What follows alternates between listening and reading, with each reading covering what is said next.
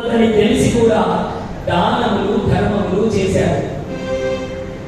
చాలా మందికి కోరిక ఉంటుందండి, ఏమై రేపు మన మ్యారేజ్ డే, ఫలానా ఉమామహేశ్వరాలయంలో ఫ్యాన్లు లేవు, రేపు మనం 5 ఫ్యాన్లు ఆ ఆలయంలో పెట్టిద్దామని భార్యాభర్తలు అనుకున్నారు. అదేంటంటే మహాభాగ్యం పెడదాం అని ఇద్దరు అనుకున్నారు, పడుకున్నారు. తెల్లవారితే మ్యారేజ్ డే. ఇంకేముందండి, మ్యారేజ్ డేలో వీళ్ళు బాగా మునిగిపోయారు, తిరిగారు, తిరిగారు, అన్ని రకాలైనటువంటి సుఖములను అనుభవించారు. రాత్రి అయిపోయింది, ఇల్లు చేరారు.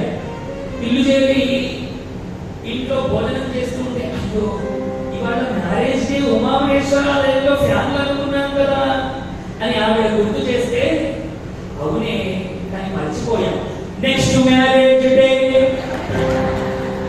చూసారా.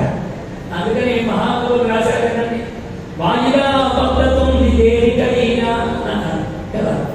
ఇలాగే వాయిదాలు వేసుకుంటే నెక్స్ట్ మ్యారేజ్ డే చేసుకుంటాడు, వీడి డే చేసుకుంటాడు, ఎవరికి తెలుసు కదా.